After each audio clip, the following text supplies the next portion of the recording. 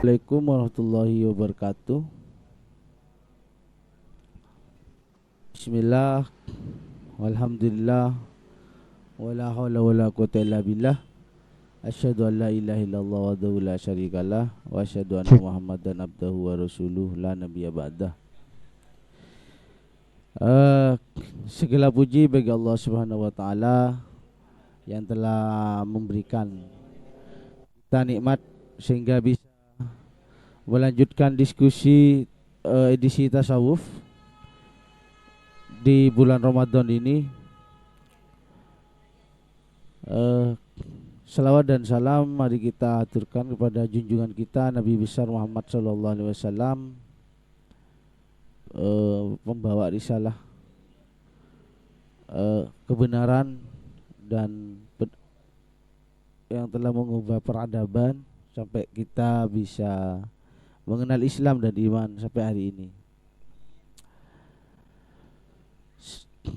Saya lama gak muncul di simposium sehingga tak terbiasa memegang mic.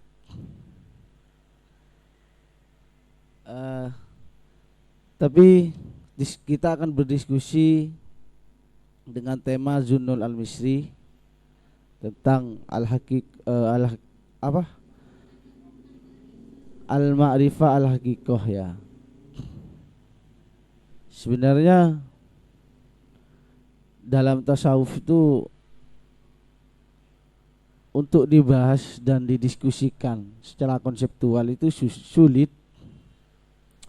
Istilah-istilahnya termasuk al-ma'rifah itu istilah satu-satunya istilah di dalam tasawuf yang definisinya itu jauh ketimbang di dalam konsep tarbiyah atau pendidikan. Mungkin kalau di dalam pendidikan secara makna al-ma'rifah itu mengandung arti definisi ataupun pengertian gitu kan. Kalau dalam tasawuf al-ma'rifah itu memiliki arti atau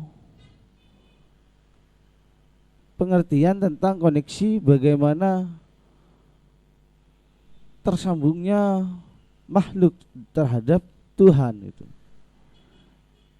Artinya seberapa dalam kita mendalami tentang Tuhan itu sendiri.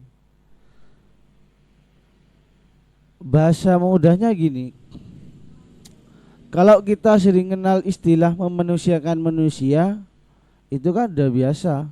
Kalau dalam tasawuf, bagaimana kita mentuhankan Tuhan, menganggap dia itu Tuhan, menganggap dia memiliki satu-satunya kebesaran yang tidak tertandingi itu. Jadi mentuhankan Tuhan. Kan selama ini kita mentuhankan tahun ya. 2004 insya Allah 2004 saya akan kaya gitu kan. 2004 saya akan menikah. Jadi takdir kita selama ini digantungkan pada tahun. Jadi makrifahnya mesti gak ada. Itu sedikit gambaran ya. Enggak membahas tasawuf. Kayaknya saya sering bilang, kenapa saya kok sering diisi dalam tasawuf? Mungkin karena jurusan saya PAI. Kalau waktu saya kuliah itu TAPAI ya, Tarbiyah Pendidikan Agama Islam. Karena saya masuk setain, keluarnya YIN.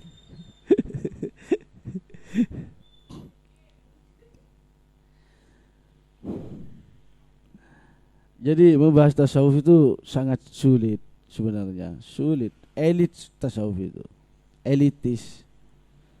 Tapi sesulit apapun kalau dijabarkan oleh ulama-ulama yang paham, itu lebih mudah dan dapat dinikmati oleh kalangan umum. Seperti salah satunya Zunnul Al-Misri, salah satu sufi yang ahli kimia dan ahli fisika yang bisa menjabarkan secara konseptual tentang apa itu makrifah itu.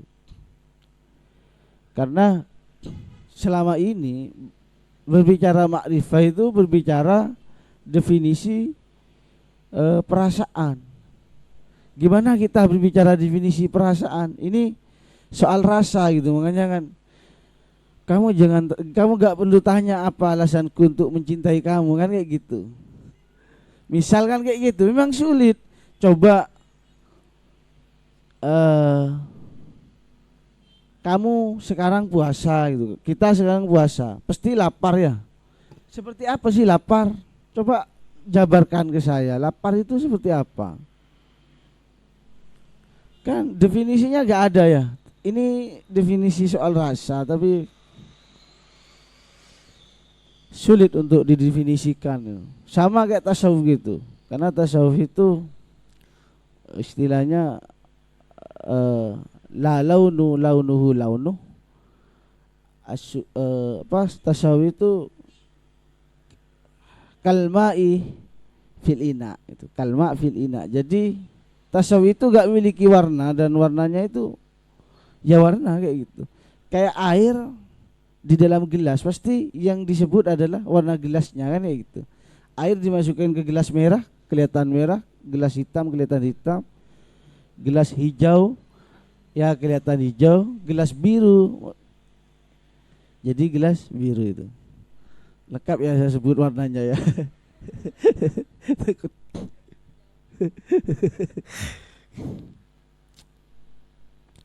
Zunnun al-Misri ini memiliki dua nama lengkap sebenarnya yang berbeda dari pendapat ulama. Cuma dia lebih populer dengan nama Abu Al-Faid Sauban bin Ibrahim. Nah, namanya kan Zunnun, itu kan sebenarnya julukan yang memiliki, artinya itu orang yang memiliki nun dari Mesir. Kenapa nun? Nun itu kan simbolnya kayak gini ya.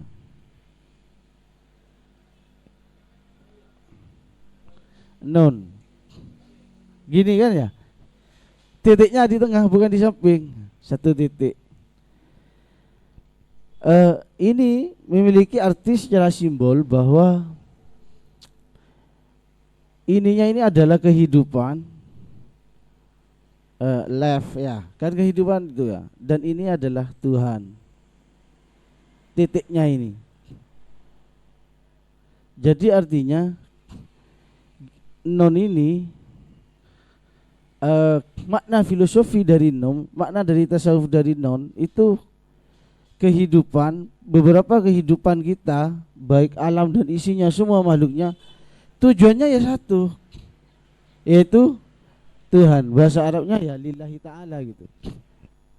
Tujuannya ya lillahi ta'ala, artinya mau makan, mau minum, mau tidur, mau bicara, ya mau kegiatan apapun, tujuannya tetap lillahi ta'ala. Lah ini makna dari nama julukan dari Zunnun al-Misri. Zun itu kan pemilik, jadi kayak Zul Kolam, pemilik kolam itu kalau dalam bahasa Arabnya gitu kan.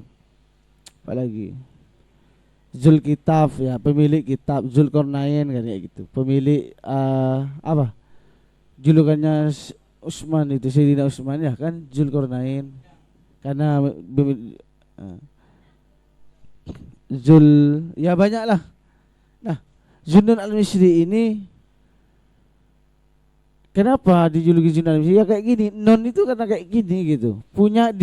Beliau itu punya konsep bagaimana bahwa ternyata tujuan yang sebenarnya adalah lillahi ta'ala.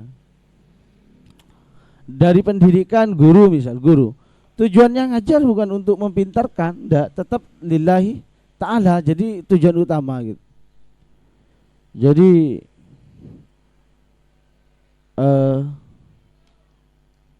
ini dari konsep atau makna filosofi dari non. Non itu paham ya? Dan kenapa gak bak? Ya terserah, itu kan budaya ya kan ya. Ya kenapa gak alif gitu kan? Itu kan dari perspektif budaya di Mesir. Jadi eh itu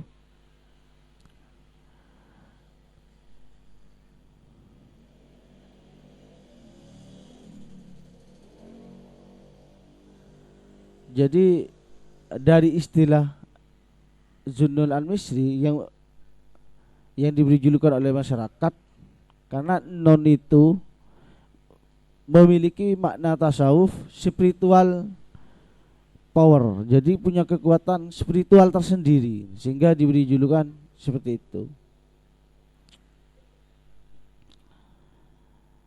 Artinya relasi Tuhan dan makhluk.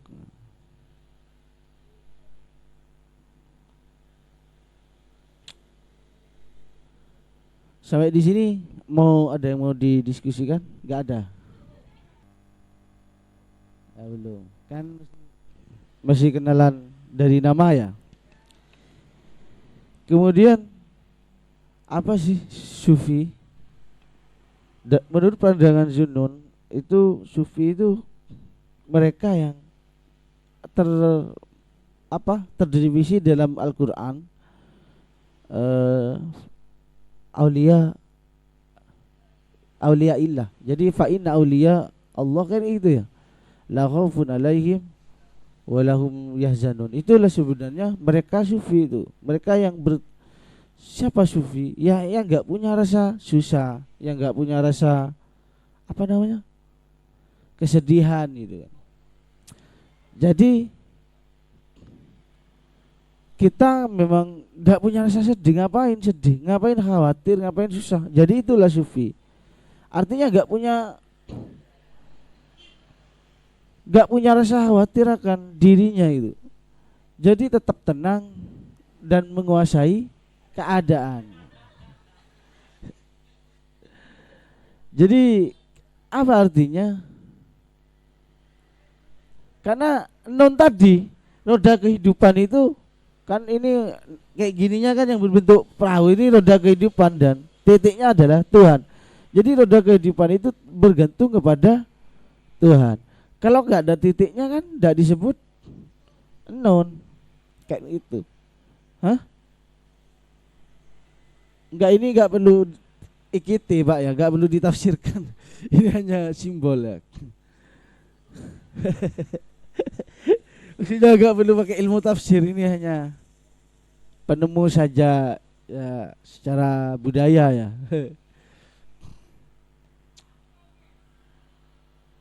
Jadi itu sufi. Tapi dari secara kehidupan Zunnun al-Misri ini bukan tidak ada masalah. Beliau itu dia mendapat fitnah, mendapat justice atau klaim bahwa beliau itu zindik atau kafir. Zindik itu kafir yang yang tidak yang harus dibunuh ya, atau yang tidak yang telah menganggap bahwa atau menyepelekan sebuah syariat gitu. Kenapa? Karena mungkin salah satu pemikiran Zunnun al-Misri itu bahwa ilmu fikih itu masuk pada ilmu keduniaan, bukan masuk pada ilmu agama ya, hakikat, sehingga dia dianggap zindik. Tapi nantilah kalian diskusi sendiri fikih itu layak enggak masuk pada ilmu agama atau layak pada masuk ilmu keduniaan itu kan. Itu nanti diskusi sendiri ya. Tapi secara mendalam kalau menggunakan konsep Zunnun al-Misri, enggak ada ilmu agama, enggak ada ilmu ya dunia, semua karena bergantung kepada relasi Tuhan gitu kan. Non tadi ya selamat datang Pak Prof. Oh ya, itulah perjuangan Anda, dapat ditiru sekalipun hujan, dapat diterpa hujannya itu.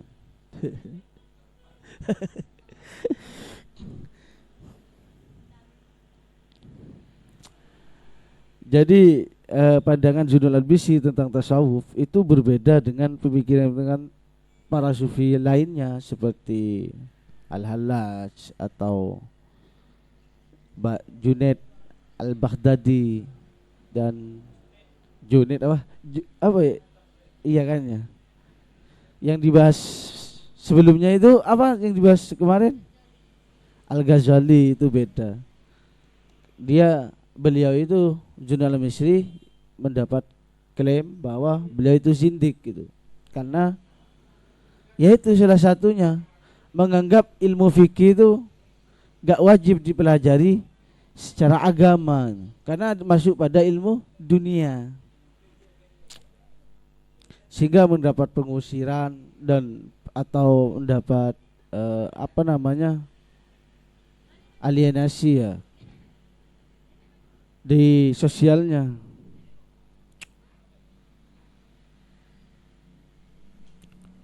Nah, itu sedikit tentang pandangan Junul Al-Misri ya terkait dirinya dan keadaan sosialnya. Singkatnya ya, nanti lebih dalamnya carilah banyak buku-buku Junul Al-Misri itu, dan untayan-untayan katanya itu indah itu.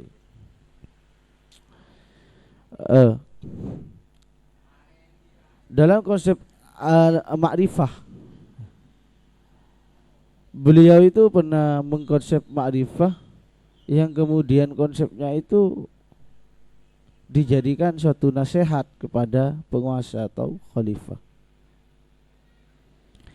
sehingga pada saat itu beliau dikenal oleh masyarakat dengan konsepnya al-ma'rifah itu.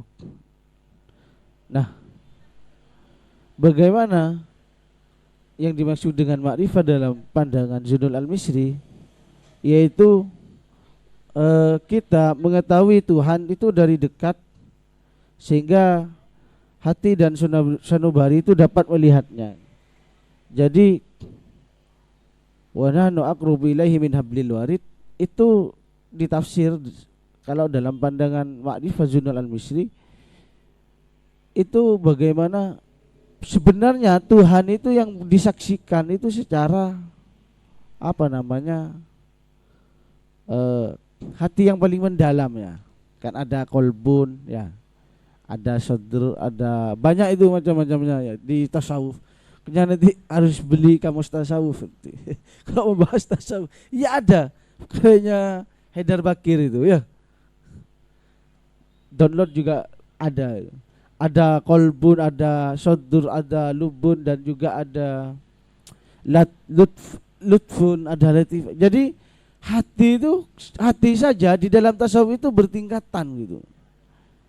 Ada fuad tuh banyak. Jadi sebenarnya kalbun itu yang mudah, kolbun ya. Kolbun itu hati yang lapisan luar yang mudah terbolak-balik. Makanya masih dibolak-balik ya. Masih ikut ombak. Kemudian ada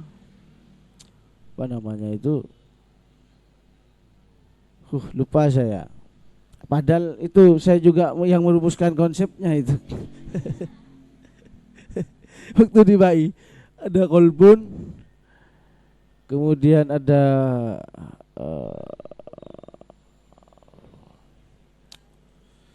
fuad, ada lubun itu. Fuad itu hati yang kedua. Jadi istilahnya kayak mana kita itu di dalam hati itu ada, kan kalau dalam Al-Quran kan ada nuha ya, ada ulil nuha, ada ulil albab, ada ulil absor ya. Itu tingkatannya. Jadi absor itu, basor itu juga masuk pada hati yang paling mendalam juga ya. Nah, sesuai dengan Al-Quran, kalau pertama kan ulil nuha, ada ulil absor, ada ulil nuha, dan ada ulil albab. Mereka yang hanya yang paling dalam, yaitu yang makrifah paling terdalam. Mereka yang ulil albab. Jadi gimana itu ayatnya itu? Inna fi khalqis samawati wal ard la ayatun liulil albab. Alladzi yadhkurunallaha qiyaman wa qu'udan wa ala junubihim. Jadi dia itu tahu tentang Allah itu secara dekat. Jadi antara dirinya dan Tuhan itu dekat sekali gitu. Tidak ada batasnya. Gimana dekat kalau gak ada batasnya? Ya antara bayanganmu dan cermin.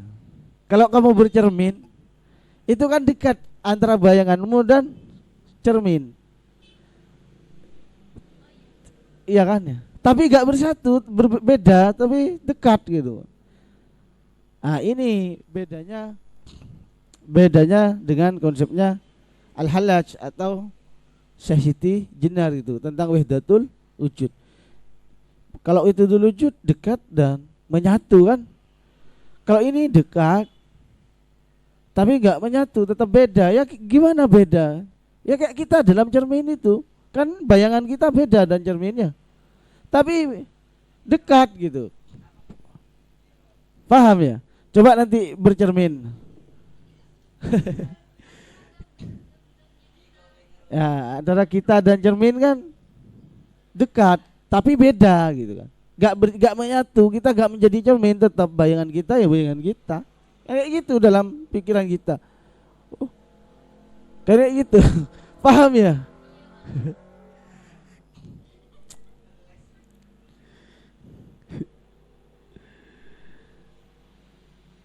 Nah, menurut Junaidd al-Misri, makrifah yang sebenarnya itu sesuai dengan experience atau pengalaman beliau itu berangkat dari khauf dan mahabbah.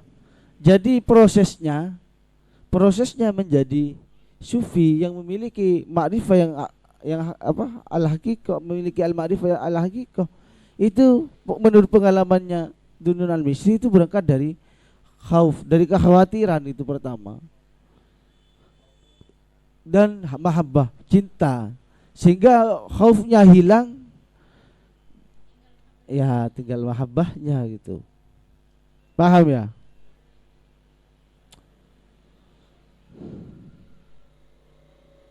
Nah, menurut Junaidd al-Misri, makrifah itu bukanlah ilmu tentang keesaan Tuhan tok, tetapi makrifat itu terhadap keesaan Tuhan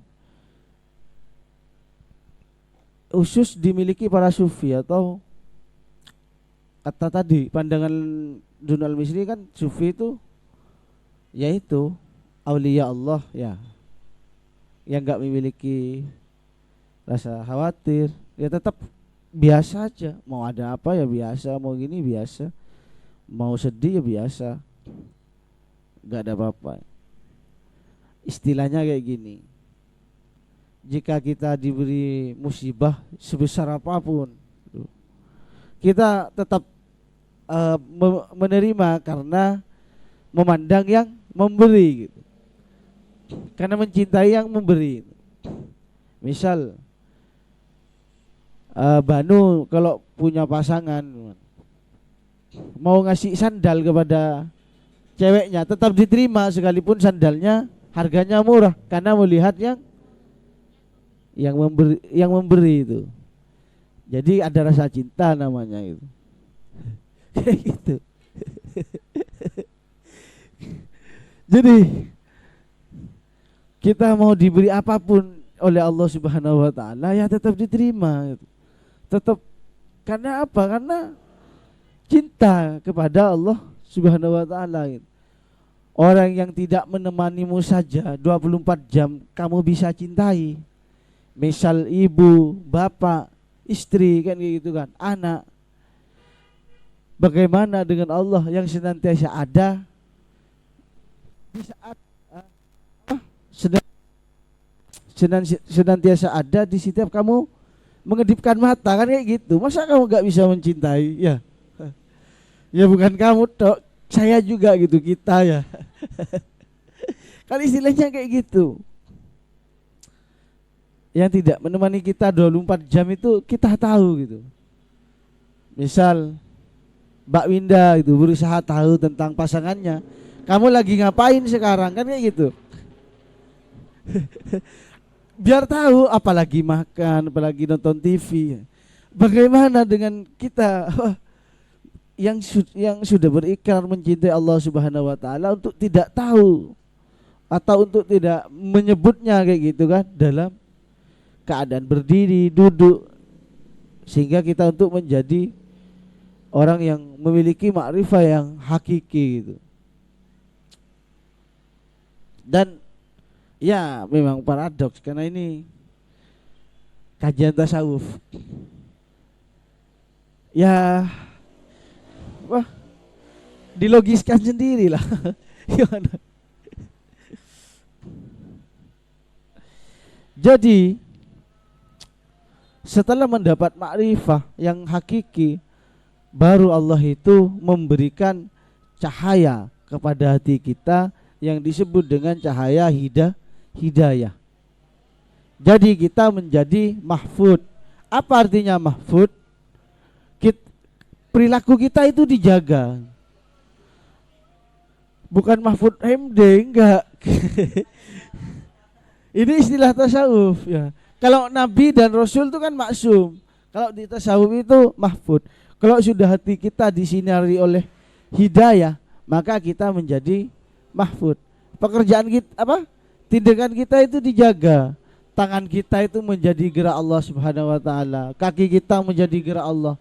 Pikiran kita itu digerakkan oleh Allah. Semuanya itu digerakkan oleh Allah Subhanahu wa taala, sehingga tidak ada tindakan kita yang mengandung kepada jalan yang maksiat gitu, yang tidak diridhoi oleh Allah Subhanahu wa taala.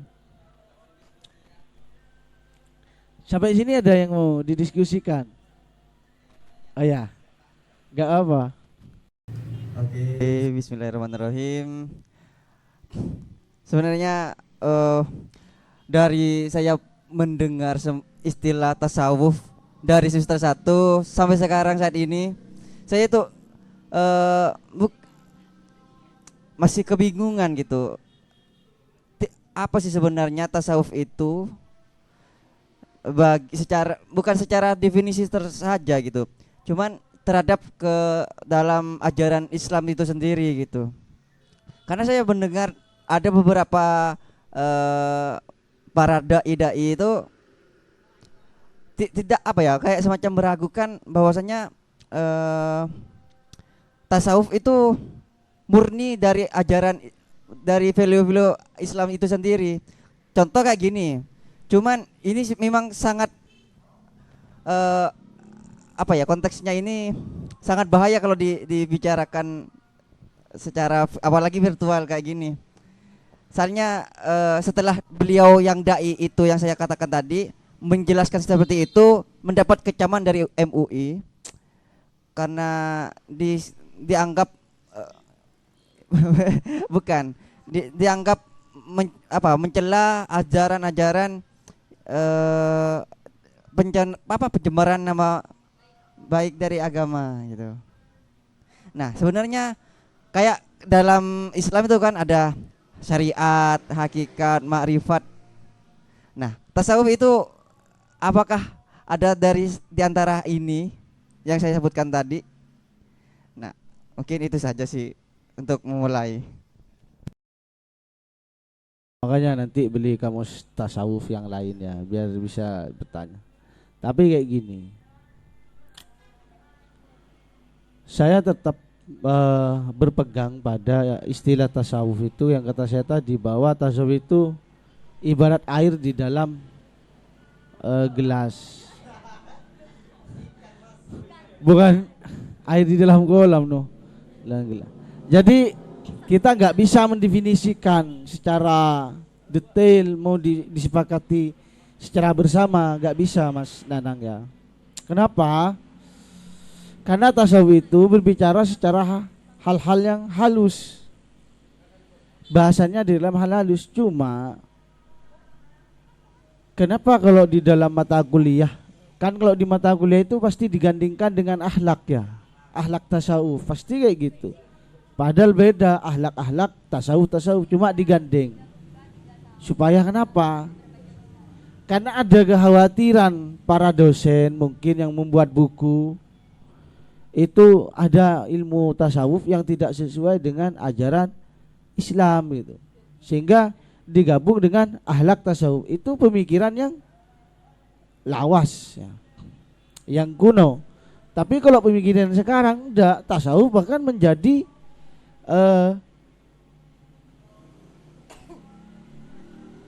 menjadi jurusan tersendiri. Nanti kalau ada UII itu yang dibangun di mana itu? Di Bandung ya.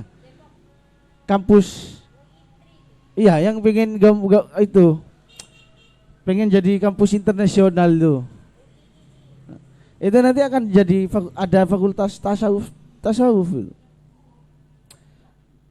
Jadi kalau dalam dunia pengetahuan umum ada filsafat, kalau dalam dunia agama pasti ada tasawuf gitu. Nah, tasawuf itu dari mana sih?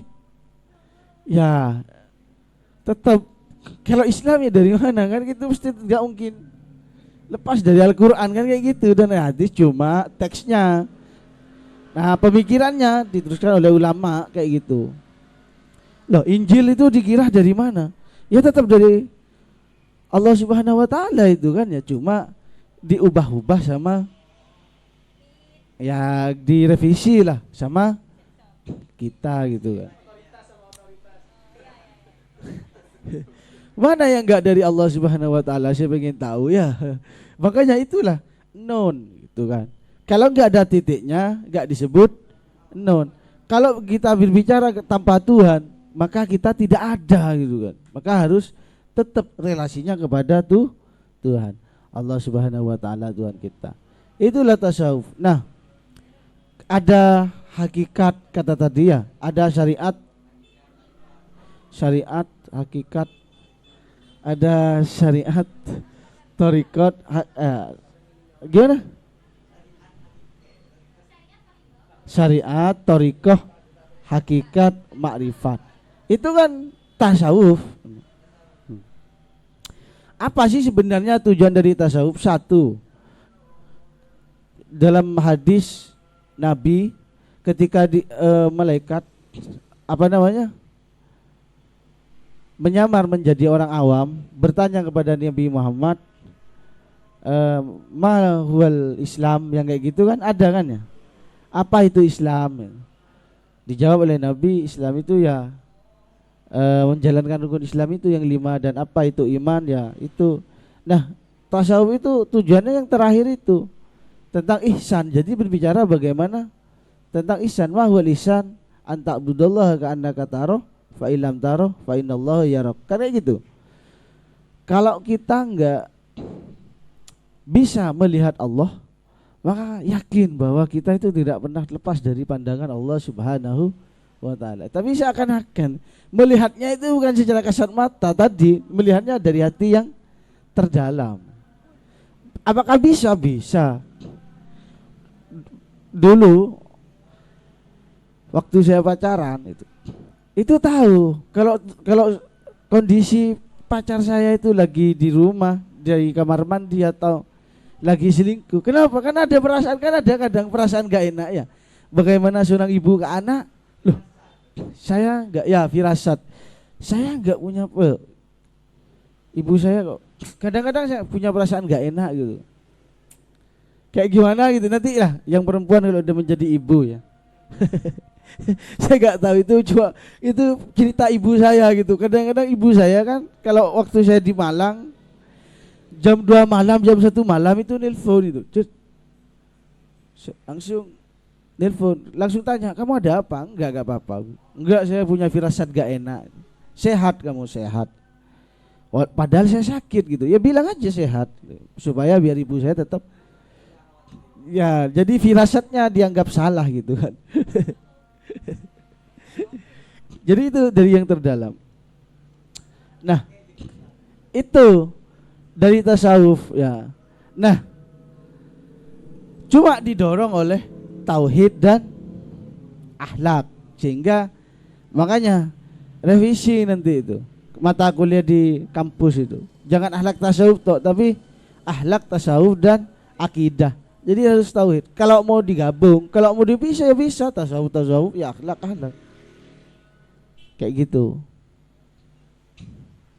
Kan kalau akhlak perilakunya, tapi kalau tasawuf adalah hal dalamnya itu. Kalau akhlak masih tertipu. Kalau akhlak tok masih tertipu, makanya kadang-kadang di depan, kan ada istilah, kalau di depan gurunya nunduk gitu kan, di belakang enggak. Itu akhlak. Tapi kalau tasawuf enggak, karena dari hatinya seakan-akan enggak ada gurunya atau tidak, itu akan tetap biasa, tetap sama karena selalu merasa bersama gurunya. Kalau kita sudah selalu merasa bersama Allah Subhanahu wa taala, maka kita jauh dari jalan maksiat. Jadi ke pasar ingat merasa bersama Allah Subhanahu wa taala. Naik sepeda motor ya merasa dengan Allah Subhanahu wa taala. Jadi biasa aja gitu kan. Tetap dalam jalur aman.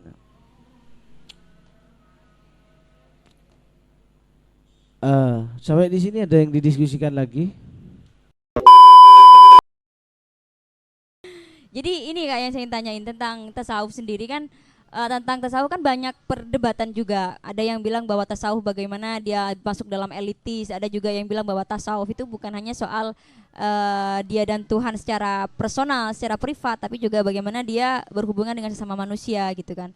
Karena Tuhan ada di mana-mana gitu kan. Bahkan ada yang bilang bahwa saya melihat Tuhan ketika membantu orang miskin dan lain sebagainya. Itu kan salah satu bentuk kedekatan gitu kan. Kedekatan dengan Tuhan dengan berbagai versi, tidak harus langsung ketika dia misalnya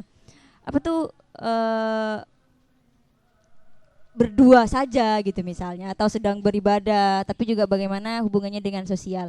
Yang ingin saya tanyakan, menurut Zunun Al-Misri sendiri, jika dia mengatakan bahwa untuk dekat dengan Tuhan hanya sebatas merasa dekat dan lain sebagainya,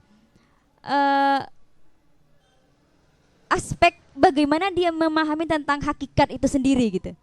Atau kalau misalkan tasawuf-tasawuf yang lain kan ada beberapa, kalau dari pengalaman kan tidak bisa mengatakan bahwa saya bertemu dengan Tuhan, saya merasakan dengan Tuhan itu seperti ini misalnya. Ada tahapan-tahapan tersendiri gitu kan. Karena ada yang bilang bahwa tasawuf itu tidak bisa secara pengalaman saja di-share gitu kan. Tapi harus ada jelaskan secara detail untuk dipahami orang awam gitu. Nah, sedangkan menurut Zunun Al-Misri itu apa ada, mungkin sudah mau dijelasin ya. Ada tahapan-tahapan tersendiri atau apakah ada ya itu saja dulu sih Kak. Silakan Bandung katanya mau nanya.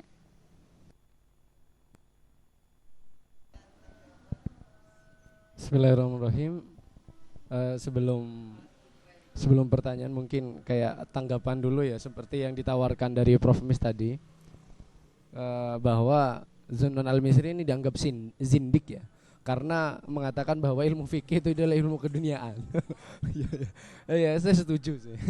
Karena memang ilmu fikih hanya untuk mengatur urusan-urusan formalitas keagamaan saja. Jadi memang tujuannya ibaratkan kayak kalau ditarik dari sudut pandang pendidikan ya, ilmu fikih itu hanya ilmu untuk memenuhi prasyarat-prasyarat yang diajarkan saja. Akan tetapi akan tiba saatnya di beberapa kondisi bahwa prasyarat-prasyarat tersebut tidak harus dipenuhi, tidak apa-apa. Itu menunjukkan bahwa ilmu fikih itu sebenarnya bukan ilmu yang paten. Pertanyaannya yang berkaitan dengan tasawuf di sini, tasawuf konsep ma'rifah, tasawuf dan tarbiyah itu sangat-sangat berbeda.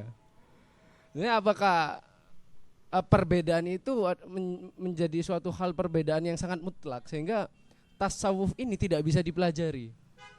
Tasawuf itu keterbukaan hati seorang hamba yang dipilih langsung oleh Tuhan, bukan melalui proses pembelajaran. Ya, misalnya saya bisa dikatakan ahli sufi kalau saya sudah berguru kepada yang terkenal sufinya gitu. Jadi apakah tasawuf itu murni langsung ajaran Tuhan terhadap hati seorang hamba, atau melalui itu. Kalau fikih kan ya, kan fikih dan tasawuf ini berbeda, bisa dikatakan bertentangan.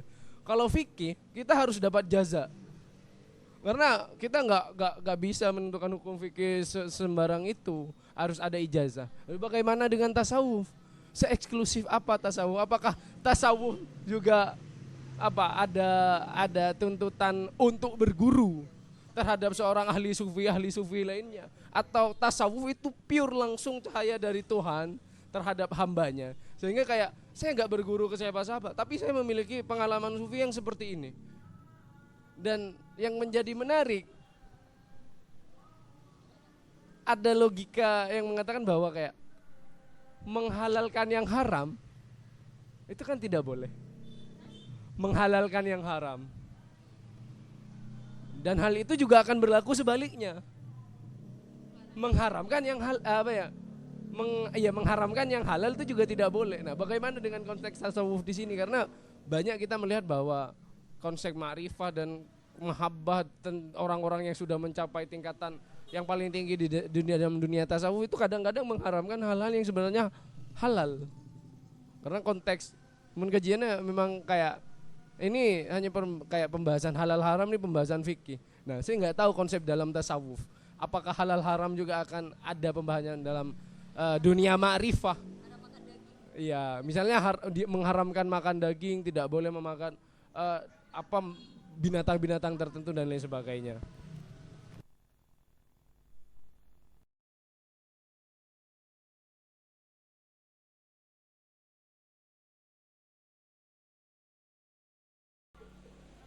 Apa tadi Pak, tahap ya? Apakah ada tahap-tahap untuk menuju makrifah gitu kan? Ya ada Pak. Menurut Junul Al-Misri itu ada tingkatan 3 ya. Seseorang tahu tentang makrifah, ada awam. Ya awam itu mengetahui tentang Tuhan secara ucapan. Baik awam. Jadi mengetahui secara ucapan tentang Tuhan. Ya kan ya? Membaca syahadat itu. Nah, ada awamul muslimin. Jadi kata Junul Al-Misri, ada awamul muslimin, umumnya orang Islam, mereka yang mendalami tentang melalui nalar dan logikanya mengenai Tuhan. Mungkin kita masuk awamul muslimin ya. Kan sedang mengkaji tasawuf itu. Jadi ingin mengetahui Tuhan betul, tidak hanya secara lisan ya kan. Kayak gitu. Itu awal muslimin. Kemudian ada sufi, ini kalau dalam bahasa kita filosofnya gitu kan. Sufinya itu filosofnya. Jadi mereka yang mengetahui tentang Tuhan itu melalui mata hatinya itu. Nah, kayak gitu, Pak. Makrifat apa lagi, Pak?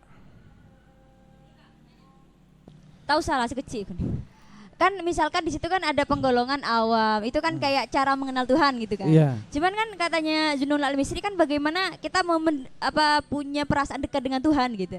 Lalu untuk menjadi seorang maksudnya kan kalau dilihat dari semuanya, mereka semuanya merasa dekat dengan Tuhan tuh gitu kan. Maksudnya secara sederhana kalau secara makrifat memahami kedekatan dengan Tuhan dan secara personal, maka bukankah tiga-tiganya itu justru gugur gitu? Karena misalnya kedekatan dengan Tuhan itu kan sifatnya personal dan privasi gitu kan. Semuanya juga punya versi sendiri untuk dekat dengan Tuhan. Lalu siapa yang bisa mengklaim bahwa dia sudah menjadi sufi, atau jangan-jangan kita masih di awamul muslimin itu gitu kan? Ya pertama kan klaim itu semua yang ingin dekat kepada Tuhan, klaim itu ingin didapat ya dari Tuhan itu sendiri. Iya kan ya? Yang kedua, yang tahu ya diri kita sendiri juga. Cuma kayak gini tanda-tandanya. Tadi Pak, kembali kepada kata kunci awal tadi, bahwa menurut Junul Al-Misri, sufi itu mereka yang la khaufun alaihim wa lahum yahzanun. Itu tanda-tandanya itu. Itu mereka sudah mendekat pada Tuhan. Nah, kalau masih bergantung kepada lain selain Allah, itu enggak dekat. Artinya apa? Kalau kamu sadar masih uang, kalau uang itu 100 ribuan, 50 ribuan, kamu masih menganggap itu masih awamul muslim ya. Tapi untuk menjadi sufi, antara uang dan kertas itu sama itu. Gak ada bedanya, hanya gambarnya yang beda. Gimana? Berani nggak berpikir seperti itu? Gak mungkin ya. Tapi sebenarnya bagaimana langkah-langkahnya? Pertama ya semuanya berangkat dari pencarian. Kemudian kebutuhan. Pencarian itu pasti memunculkan kebingungan dan nanti dicari kemudian bagaimana kita kebutuhan dan penyatuan dan pencintaan. Artinya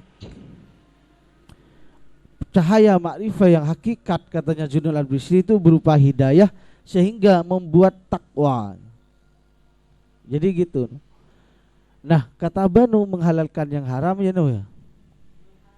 Nah, mengharamkan yang halal. Dalam konteks fikih diancam kafir seseorang yang mengubah hukum.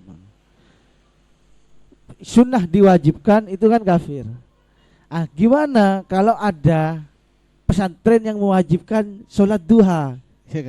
Apakah itu kafir? Nah, ada perbedaan kayak gini pembicara secara agama. Ada secara islami, ada secara tarbawi, ada secara mahadi. Nah, wajibnya sholat duha di pondok itu berarti secara mahadi. Nah, begitu juga dalam kehidupan sehari-hari. Saya mewajibkan diri saya untuk tidak makan sapi misal, karena ingin menghargai orang Hindu. Kan tidak ada dalam fikih toh. Bahkan itu kalau secara fikih kafir karena mengubah hukum dari hal yang mubah dijadikan haram ya. Kan haram makan sapi, sama kayak saya ingin menyamakan hukum makan sapi dengan anjing. Kalau anjing karena najisnya, kalau sapi karena sucinya. Kenapa? Misal karena tetangga saya orang Hindu dan buyut-buyut saya ketika ditarik ke atas pada masa Majapahit menjadi kiainya orang Hindu, misal kayak gitu. Itu untuk diri sendiri. Kayak gitu tuh. Jadi kalau dalam tasawuf itu para sufi sesuai dengan pengalamannya masing-masing. Ya personal memang kata Mbak Winda tadi. Personal, semua bisa dihargai selama itu dilihat oleh secara masyarakat umum itu. Oh ini masuk. Misal tiba-tiba Banu punya gerak beda ini. Setiap hari dia membersihkan di sungai ini. Tapi walaupun panas, biasanya kan ada tanda-tanda sendiri untuk dibuat takjub karena seorang yang membersihkan sungai bisa sampah-sampah itu kan setiap hari gitu, sehingga lama-lama muncul cahaya di kepalanya itu, ya kan? Bisa kayak gitu. Ya. Jadi karena hampir berbuka puasa, kata Junul Al-Misri, orang yang sudah memiliki makrifat itu tidak hanya bersedia ditempatkan dalam satu kondisi, tetapi ia mau menjalankan semua perintah Allah dalam kondisi apapun. Jadi mau dia di langit, mau dia di laut, mau dia di bumi, mau dimanapun, dan kondisi apapun, dalam keadaan cemas, dalam keadaan bahagia, dalam keadaan sumring atau gimana, dalam psikologi apapun, dia tetap merasa bersama Allah Subhanahu wa taala. Ya sekalipun kelaparan, tetap yang bikin lapar kan Allah Subhanahu wa taala ya. Kita bangga gitu. Kenapa? Menyesal lapar. Oh, mendesak lapar. Ya makan lah mas.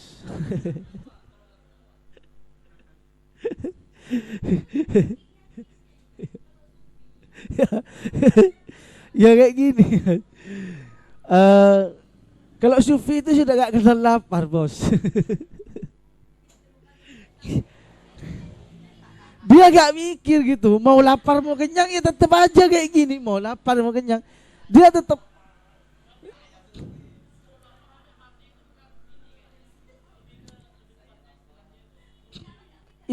Bukan bunuh diri. Karena dalam konsep sufi eh, yang pemegang kendali ajal ya tetap Allah Subhanahu wa taala.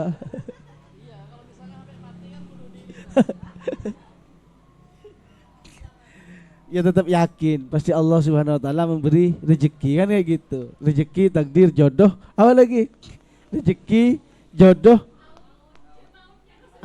maut ya kematian itu sudah pasti.